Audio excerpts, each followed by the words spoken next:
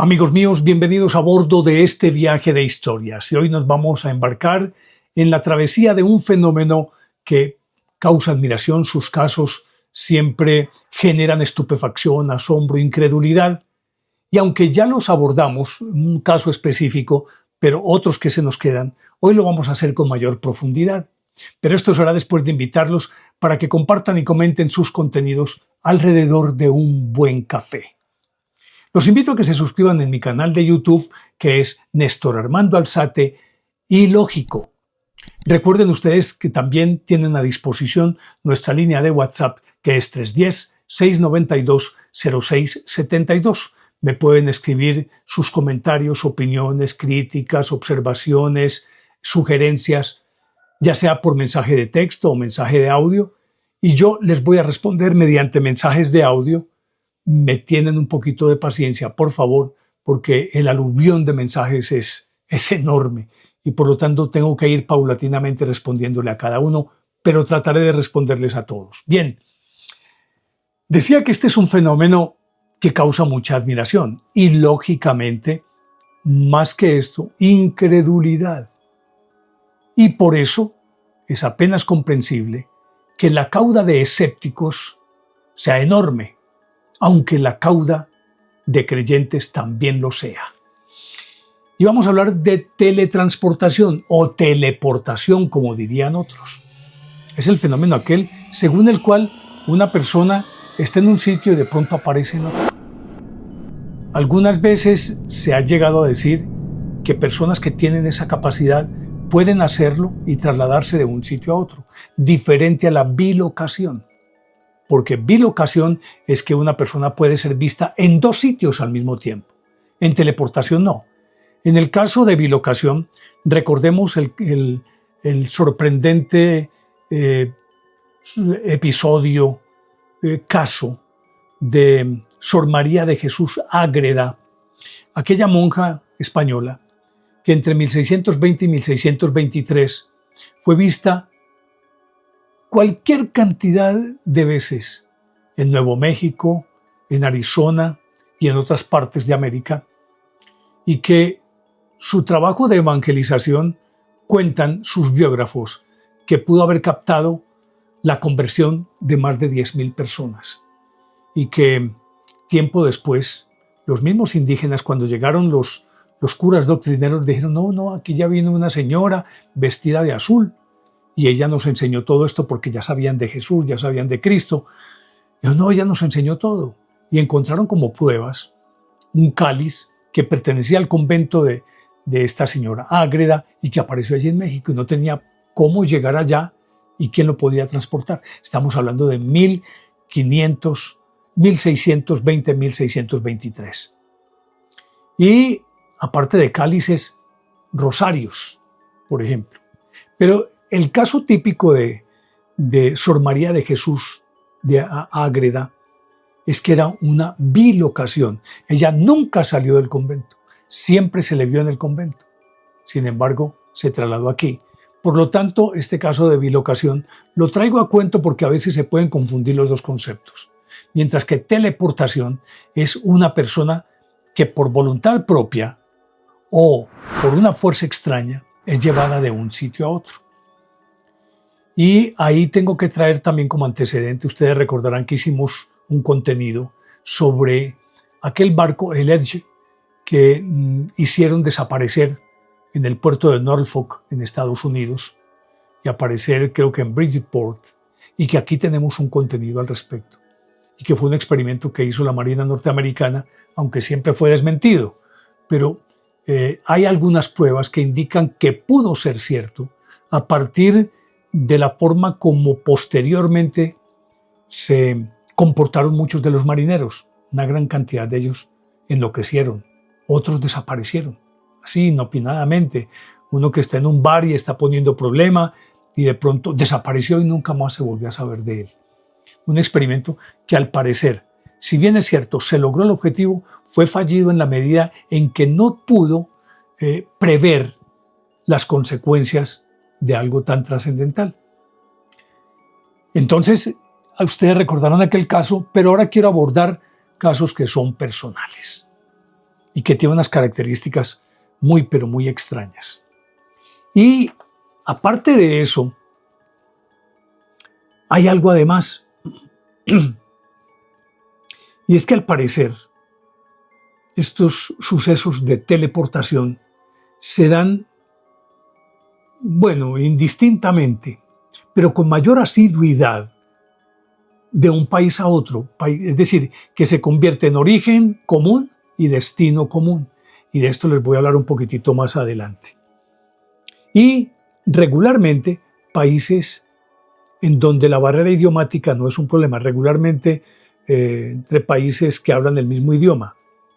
Aunque en este caso hay varios que sí se podría pensar que, si bien es cierto no hablan el mismo idioma, es muy fácil entenderse con estas personas. Estoy hablando de portugués.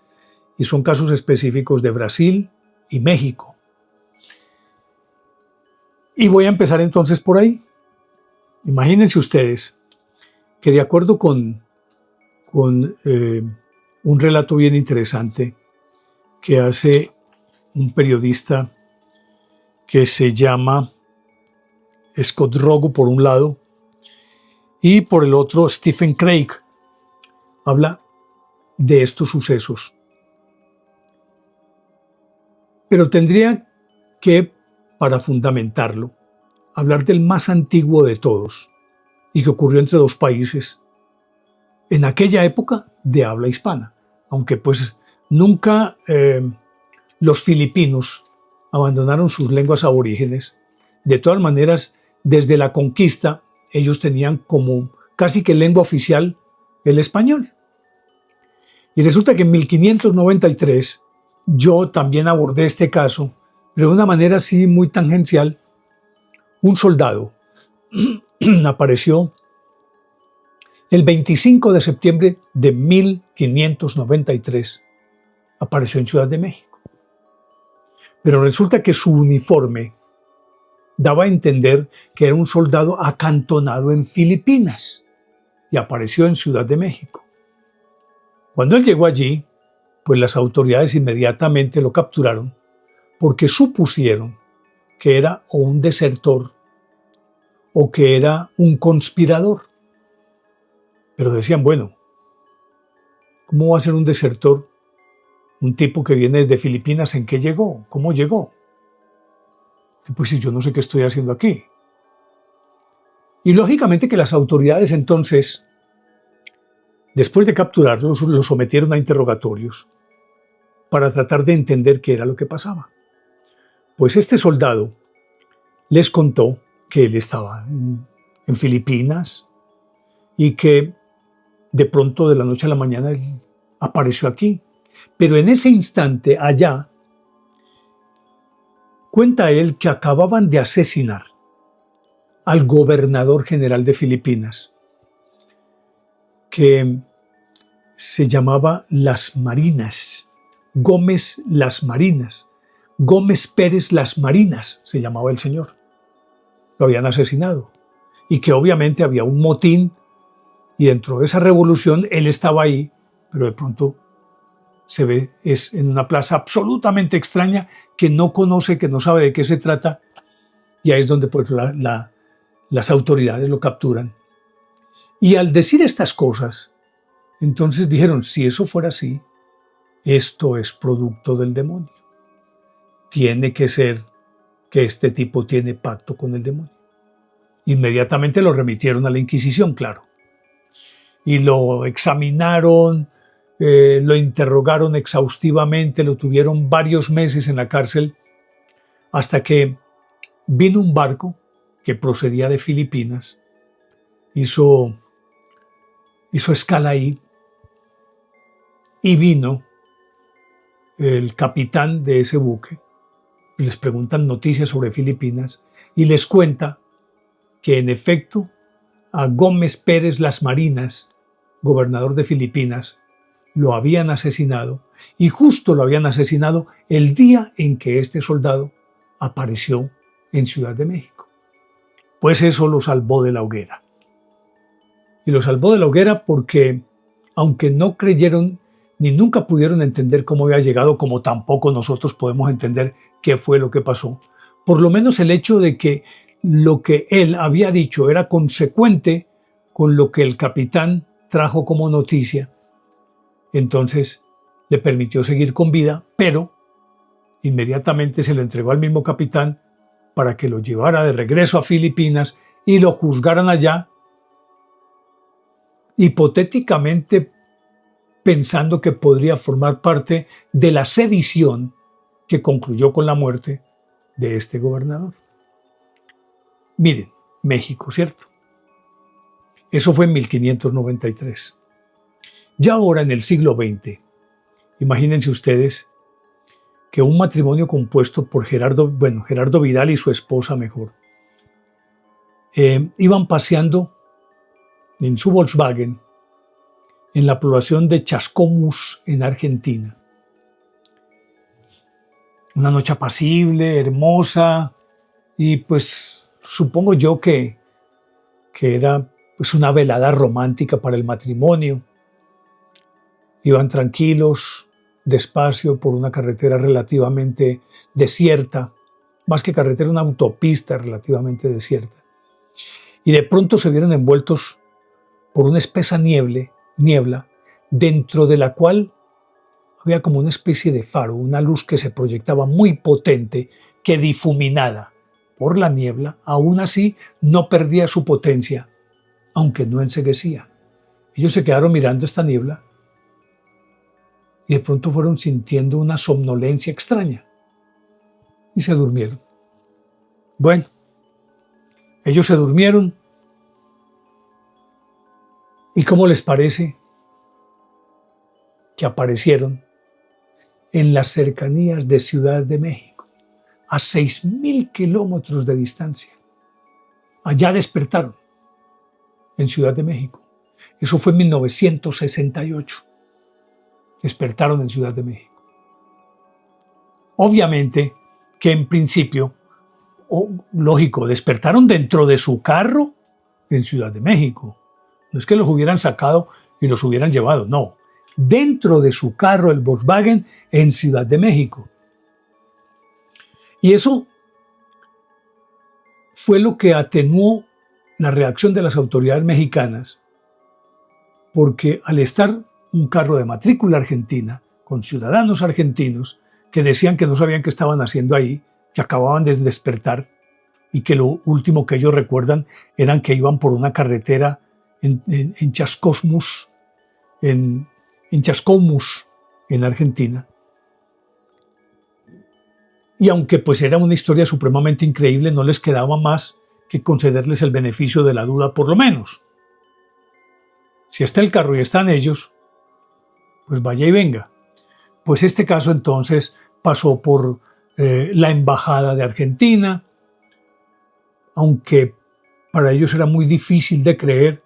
De todas maneras, les concedieron beneficio de la duda a los integrantes de este matrimonio, a Gerardo Vidal y a su esposa, y los devolvieron a Argentina con carro y todo, de cuenta del gobierno argentino. Y cuentan que tiempo después, Gerardo Vidal empezó a sentirse enfermo, dolores de cabeza y demás, que le duraron algún tiempo, luego retornó a la normalidad, pero con todo y ello tenía algunos episodios de amnesia muy fugaces, mientras que a su esposa no le pasó absolutamente nada. No diría este es un caso aislado, pero luego sucedió también con los esposos Azambuja, que estaban cerca de Porto Alegre en 1971.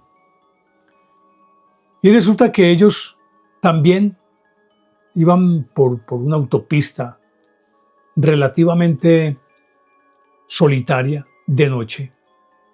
Y entonces, de pronto, una nube blanca envolvió el carro y hasta ahí llegó la conciencia de ellos. Perdieron el conocimiento. Y adivinen dónde aparecieron. En las cercanías de Ciudad de México. El matrimonio Azambuja. Pues supongo yo que ya con el caso anterior, de cierta manera había un antecedente entre el gobierno mexicano y pues fueron y atendieron el caso y obviamente que la estupefacción normal tenía que darse, el asombro, claro. Sin embargo, tomaron la cosa de una manera más fluida, tal vez teniendo en cuenta aquel antecedente. Y al parecer inclusive en México trató de conformarse una comisión que investigara este tipo de casos, porque tampoco fue el último. Lo cierto es que este matrimonio también perdió el conocimiento, estando cerca de Porto Alegre, o sea, en la parte sur de Brasil, porque eso es en el estado de Belo Horizonte, en la parte sur. Y de la parte sur de Brasil a México hay una distancia enorme. Pues ellos también tuvieron que regresarlos a Brasil dentro de su, es decir, con su carro incluido, porque ellos aparecieron allá también dentro de su carro.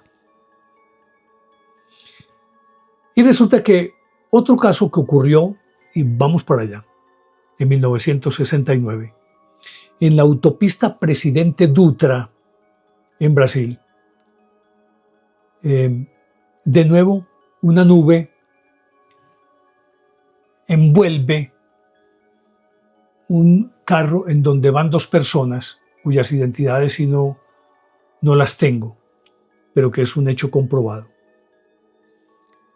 Y estos pierden el conocimiento, o digamos lo que perder el conocimiento no tanto, sino más bien como si hubiesen sido hipnotizados o de alguna manera les habrían inducido una somnolencia, un sueño, y resulta que aparecen también, adivinen dónde, en las inmediaciones de Ciudad de México. Miren estos cuatro casos: el del soldado de Filipinas, de 1593, el caso del matrimonio de Gerardo Vidal y su esposa, los esposos a Zambuja, y ahora estas dos personas que provenían de Brasil. Ahorita decía que regularmente, no digamos que es una constante, pero sí una tendencia que se den estos casos entre países específicos. Miren ustedes, han ocurrido particularmente teniendo como destino a México. Lo del soldado y lo de estos tres casos de Gerardo Vidal y su esposa, los a Zambuja y los de la carretera Presidente o de la autopista Presidente Dutra, México. Y resulta que de los tres casos, dos proceden de Brasil y uno de Argentina. Y decíamos que regularmente entre países que tuvieran el mismo idioma. Pues bien, me dirán que Brasil no lo es. Pero de todas maneras, comparativamente, es un idioma más fácil de entender. Es decir, cualquier persona que vaya a Brasil es capaz de hacerse entender y de entender. Aunque específicamente no identifique una palabra puntual, el contenido de la conversación, el contexto, lo puede entender fácilmente. Por lo tanto, ahí hay otro elemento. En estos casos que tienen eso como denominador común. Pero aún así, no solamente son de un país a otro, sino que ocurrieron en Brasil varios casos y en Argentina. Resulta que Onilson Pateiro, un campesino cerca de la población de Linares en Brasil, resulta que iba en su carro, lo cegó una luz muy esplendente y perdió el conocimiento. Y cuando apareció en la cima de una montaña casi inaccesible en Goiânia. La diferencia es que este no estaba dentro de su carro, el carro no se supo qué pudo haber pasado. Lo cierto es que apareció en una montaña casi inaccesible después de haber visto esta luz. Y cuento por aquí otras historias, como el caso de Francisco Núñez y su hijo, que viajaban entre las localidades de Luján de Cuyo y Mendoza el 6 de julio de 1978. Una luz los envolvió y ellos no perdieron la conciencia, sino que sintieron que el carro fue levantado y siguieron conscientes dentro del carro, pero en el aire. Y contaban posteriormente que ellos, desde el carro en el aire, sobrevolaron una ciudad que no conocían, absolutamente desconocida, hermosa, enorme, de luces muy rutilantes y muy fuertes, pero que tenía como característica que era una ciudad absolutamente moderna, llena de edificios y de avenidas amplísimas, pero vacía. Ni carros ni personas. Ellos sobrevolaron y durante unos cuantos minutos pudieron ver esa ciudad y esas avenidas. Y de pronto, de la misma manera como fueron elevados, sintieron que los depositaron en tierra, a 10 kilómetros del sitio del que los habían levantado. Pero la pregunta aquí era entonces, ¿cómo en solo 10 kilómetros pudieron encontrar esa ciudad? La única explicación posible es que los levantaron, los llevaron a otra latitud, no sé si del universo, del planeta, no sé dónde, sobrevolaron esta ciudad, casi que les dieron un paseo y lo volvieron a llevar casi que al punto de partida. Eso fue a Francisco Núñez y su hijo entre las localidades de Luján de Cuyo y Mendoza el 6 de julio de 1978. Y aquí vienen unos casos supremamente fuertes. ¿Cómo les parece que en Brasil, Jorge Sousa Ramos, el 20 de abril de 1981, iba por aquella población cercana donde tomaron a Onilson Pateiro, o sea, cerca de Linares, en Brasil? Él trabajaba para una industria farmacéutica y tenía que reunirse con un cliente. Se fue a visitarlo. Y yendo por la carretera, él cuenta que iba a bordo de un Volkswagen Passat. Cuentan hasta la placa, mejor dicho, no falta sino la placa. Y resulta que de pronto fue iluminado por un rayo el carro, pues, y el sector por donde transcurría, por donde él iba. Y él se quedó paralizado y perdió el conocimiento. No se supo más de él. Y las autoridades empezaron a buscarlo. Su esposa, Noemia Brando, pues tocó todas las alarmas y todas las puertas, y él no aparecía, y no aparecía, y no aparecía. Pues resulta que este señor, Jorge Sousa Ramos, apareció 5 días después. Fíjese bien, 5 días después, con carro y todo, a 980 kilómetros de Linares. 980 kilómetros. Dentro, es decir, con su carro, dentro de su carro. Pero 5 días después. ¿En dónde estuvo en ese lapso? Él nunca pudo decir, nunca supo qué fue lo que realmente pasó. Eso lo contó el investigador Gordon Creighton, que hizo una compilación de todos estos casos. Y viene aquí uno que me parece terrible. Salud.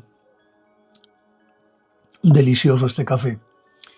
Resulta que él iba a caballo, se llamaba Adelino Roque. Adelino Roque. Y esto ocurrió cerca a Brasilia, la capital de Brasil, el 20 de diciembre de 1969. En las inmediaciones de la villa de Itacú, de donde procedía. Él iba a caballo. Era un campesino, iba a caballo. Y de pronto una luz lo hipnotizó y quedó inconsciente. Varias horas después, este señor, Adelino Roque, despertó cerca del río Paranaíba, o Paranaíba, más bien Paranaíba, sobre una roca, estaba sobre una roca y despertó, y a 250 kilómetros del lugar por donde él pasaba, o por donde estaba él con su caballo, 250 kilómetros. Lógicamente que él, supremamente confundido, una vez fue encontrado, fue llevado al médico, evaluado físicamente, psicológicamente, y aunque aparentemente estaba en buenas condiciones, a partir de ese momento empezó a tener también como unas ciertas lagunas mentales. Había cosas que él no recordaba. Y aparte de eso fue el 20 de abril de 1969, se empezó a deteriorar físicamente de una manera evidente, casi que cambiaba de un día para otro. Se enflaqueció, la piel se trina y otras manifestaciones de su salud que de ahí en adelante eran donde el médico y donde el médico y donde el médico. Pues resulta que ese mismo año, el 12 de junio de ese año, esto había ocurrido el 20 de abril, ¿cierto? Fue cuando estuvo en el río Paranaíba y a 250 kilómetros y sobre una roca. Pues el 12 de junio, Adelino Roque murió. Murió. Y como aparentemente murió por motivos naturales, pues no había lugar como para sospechar que podría haber una causa de muerte y que esta muerte se podría considerar inducida o violenta, homicidio, como se quiera llamar. No, entonces no le hicieron autopsia. Nunca se supo qué le pasó a Adelino Roque. Y voy a terminar contando dos casos que son bien interesantes. Resulta que, un caso más bien. 7 españoles procedentes de Cataluña les dio por darle la vuelta al mundo en 1978. No fue 1978, digo que voy a buscar aquí la fecha, 1981. Y entonces, el que iba como al frente de la expedición se llamaba Jesús Jofré y era director de una empresa inmobiliaria en Barcelona. Se reunió con 7 amigos, con 6 amigos más, y en un velero determinaron que le iban a dar la vuelta al mundo. Pues se montaron en el velero y se fueron. Todo transcurría muy bien hasta que llegaron a Cabo Verde, a las islas de Cabo Verde. Y allí como que las cosas empezaron a cambiar de un momento a otro de una forma muy extraña. Y entonces cuenta Jofré, después de eso, y se lo contó a un gran cronista que es si no estoy mal, Javier Sierra. Entre otras cosas lo tengo aquí, es un gran escritor, un gran investigador. Y entonces le contó lo que había pasado en ese momento. Según lo que cuenta el cronista, Javier Sierra, que lo estaba corroborando. Este señor Jofré, 2 meses después de lo que ocurrió, le contó lo que había sucedido. Y quiero leerlo, que sea textual el testimonio de este señor Jofré. Dice así: salimos de Cabo Verde rumbo a Martinica, a la Martinica. Llevábamos una pequeña computadora japonesa a bordo que realizaba instantáneamente todos los cálculos de posición del barco. Y mira por dónde un error de interpretación de la máquina nos arrastró fuera de la influencia del Gulf Stream, o sea, de la corriente del Golfo, entrando en una zona de tormentas donde una furiosa tempestad nos envolvió durante 36 horas. Aquella tormenta arrastró la embarcación 1000 millas, a 1000 millas del punto más cercano de la costa, poniendo en serio peligro la supervivencia de la misma. Cuando el tiempo amainó, se encontraron en las inmediaciones del temido Mar de los Sargazos, o sea, casi que aquí en el Caribe. ¿Cómo pudo ser esto? Entendiendo que de pronto aparecen en el Mar de los Sargazos cuando ellos estaban en África. Y miren cómo continúa. Y en el intervalo de todo esto, nos aclara por fin Joffre, de pronto nos da la impresión de que la embarcación ha efectuado un giro, de manera que el sol, que en ese momento estaba a estribor, se sitúa a babor. Los que estábamos en cubierta preguntamos al timonel por qué maniobraba así, a lo que él nos aseguraba que estaba manteniendo el rumbo. Nos levantamos y vemos que las algas que había alrededor del barco han desaparecido. Acuérdese que les dije que estaban en el Mar de los Sargazos. El Mar de los Sargazos fue el primer sitio ya reconocido de América al que llegó Cristóbal Colón. Y es una porción de mar llena de unas algas que tapizan el océano. Y pareciera inclusive que uno podría pensar que es tierra firme, por el color y la densidad y la cantidad. Y enreda la nave y no la deja avanzar. Casi que se convierte en un obstáculo.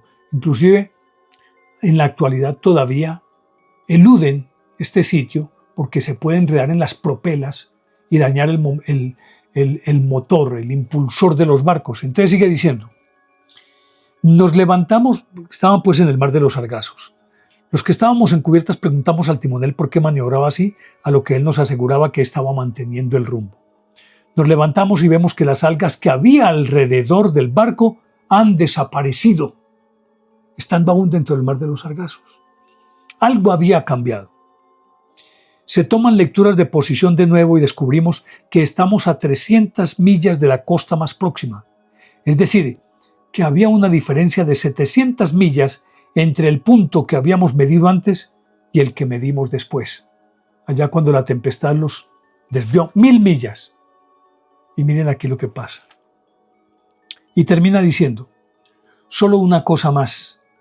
Con respecto a nuestros relojes, a ninguno de nosotros nos cambió la hora, pero en cambio pareció que de la mañana al atardecer habíamos llegado en un segundo. De la mañana al atardecer, en un segundo.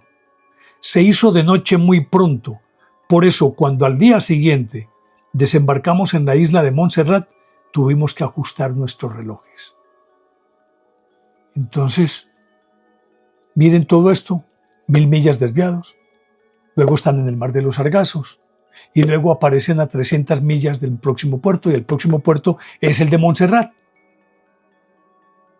Y en un instante pasaron casi que del amanecer al crepúsculo. ¿Cómo? ¿Por qué? Nunca se pudo saber realmente qué fue lo que pasó.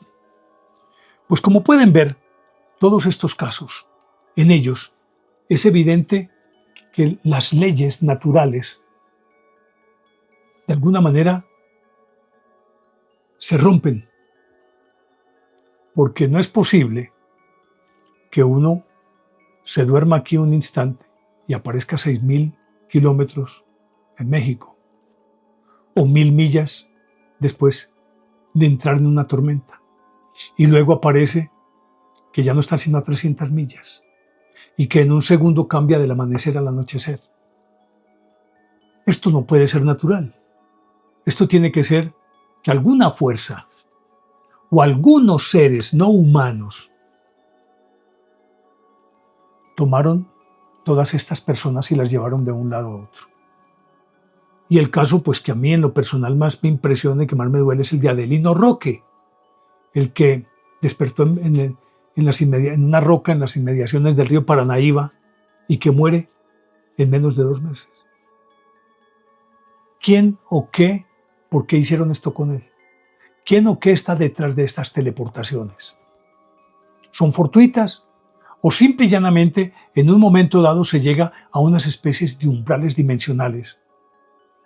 O digámoslo de túneles por los donde se abrevia o atajos, mejor, por donde se abrevian las distancias. ¿Y por qué hay países que particularmente son mucho más dados a estar dentro de estos fenómenos? México, Brasil, Argentina. ¿Por qué? Esa es la gran pregunta. Pues bien, todavía tendremos que volver en alguna oportunidad sobre estos fenómenos porque nunca se acaban los ejemplos ni los casos. Y siempre están atizados o abonados, o como se quiera, por otros elementos que probablemente no son comunes a las demás teleportaciones. Cada una tiene sus características particulares, a excepción de estas de Brasil, de los que llegan a México, que todos están acompañados de neblina y de nubes. ¿Quién o qué producen estos fenómenos? ¿Y por qué y para qué? No lo sabemos. Se han dado, están comprobados. Ahora lo que queda es buscar respuestas, de las que hace mucho tiempo muchos especialistas intentan encontrarlas y no existen las respuestas. Yo les dejo por eso la inquietud de si les parece lógica o ilógica esta historia.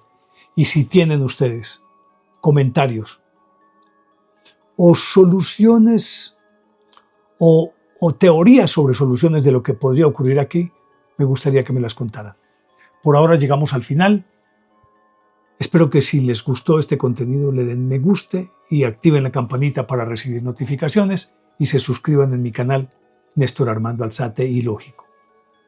Y los espero en el próximo viaje de historias que con seguridad va a ser fascinante.